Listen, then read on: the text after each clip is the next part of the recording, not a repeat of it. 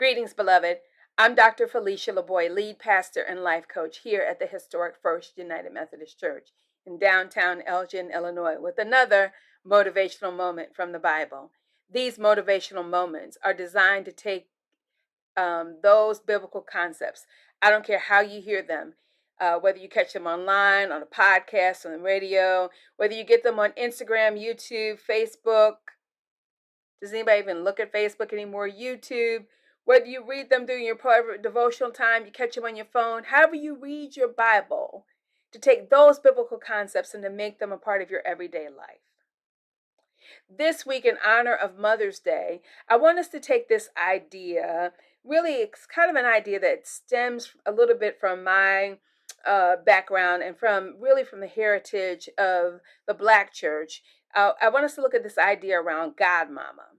Now, we know that most kids, when they get baptized, or a lot of kids, when they baptize, they get a godmother. And what that means is a godmother is a person who fills in if something happens to your parents, right? They promise to take care of you and care for you in the same way that your parents would in case something happens. But I don't have that kind of person in mind.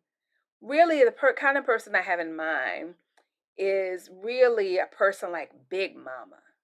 Now, some of you all may not know who Big Mama is, and some of you all might. But in the tradition of the Black church and in Black families, there is often a matriarch who's known as Big Mama or Medea.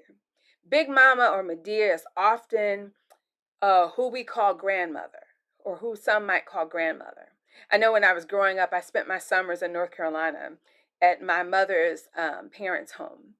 And we all knew who our mothers were, but I'm telling you, it was my grandmother who we all called Mama. Our daddies called my grandmother Mama, our mamas called our grandmother Mama, and we called my grandmother Mama because we were sure that my grandmother was Mama. And what we meant by that is that if we wanted something to eat, we called Mama. If we hurt ourselves, we called Mama. If we needed something, we called Mama. If we needed advice, we called Mama. It wasn't that our grandfather wasn't important and we called him Daddy. And as we got older, distinguished between our mamas and our grandmother, we started calling her Granny. But it wasn't that we didn't appreciate what our parents did for us. We just knew that there was something bigger, something grander about who our grandmother was in terms of her wisdom, in terms of her care. With about 20 kids all there at their house at one time, there always seemed to be an abundance of things. There always seemed to be wisdom, always seemed to be more than enough. Well, beloved, I think that the Bible clearly demonstrates that God has those same kind of characteristics that my grandmother has, or the same kind of characteristics that Big Mama and Medea has in the tradition of the Black church or in Black families.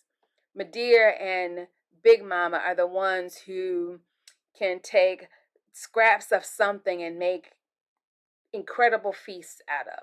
They can provide comfort and care to you. They seem to have wisdom beyond our knowing. And so if you look at this passage beside me, there's a passage in which Jesus is in Jerusalem. It's just before he's going to be crucified. And he makes this statement as he looks out over Jerusalem. It's just before he's going to be crucified. And he says, Jerusalem, I long to gather you as a hen would gather her chicks. What he's saying is that I want to draw you to myself. I want to comfort you, but I also want to give you wisdom about how to live. I want to protect you, but rather than you allowing me to bring you close to me, rather than you allowing me to protect you, rather than you allowing me to provide for you and to keep you, to comfort you and to care for you, you want to do things yourself. You want to have it your own way. It's kind of a little kid who, you ever see those little kids? They take their mother's lipstick and then they put it all over their face and like, look, mommy, I'm made up.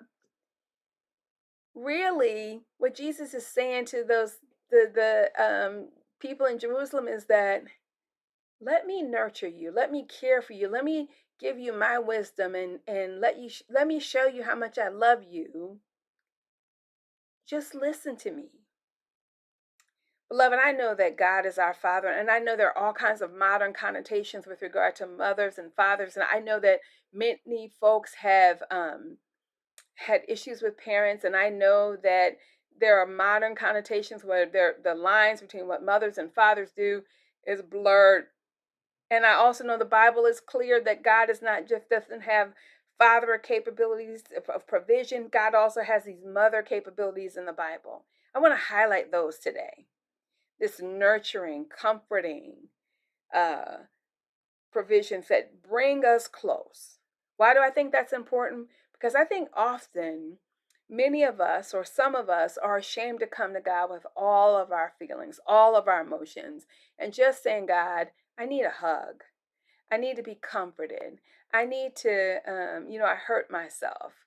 I just need to cry. You know what I'm saying?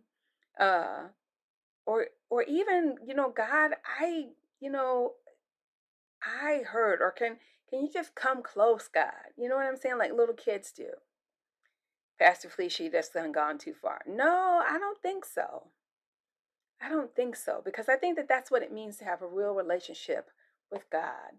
To be able to say to God, I need a hug. I need to be comforted. I need um, some care. I need to know that you are near and that I'm not in this thing by myself. I don't know about you, but I know that I'm not saying that my dad wasn't always with me, but my dad, I know, expected me to walk a little straighter and to sometimes say that I had it. And I know sometimes I bring that attitude to God when really all I need is a hug. I need to know that God's here with me. And I need to be able to say I don't have this and I need a hug and I don't know what to do and help. So beloved, this week I want to invite you to let the Lord gather you in, to let the Lord comfort you, to say during the times that you feel forsaken or stressed out or overwhelmed, to remind yourself of those words seen to the just to the side of me about being gathered in, or remind yourselves of David's words in the Psalms that says, when my father and mother forsake me, you, Lord, will gather me in. And ask the Lord to gather you in this week and to comfort you. And as you do so, I want to invite you to stick around and listen to this beautiful, beautiful, beautiful, beautiful poem that's been set to words. The name of the poem is God Our Mother. The Sojourners magazine has set it to words, and I want to invite you to listen and see, can't you tell, how God is our mother. Be blessed. I love you, and I'll see you here next week. I am Dr. Felicia LeBoy, lead pastor and life coach here at the historic First United Methodist Church. Be blessed.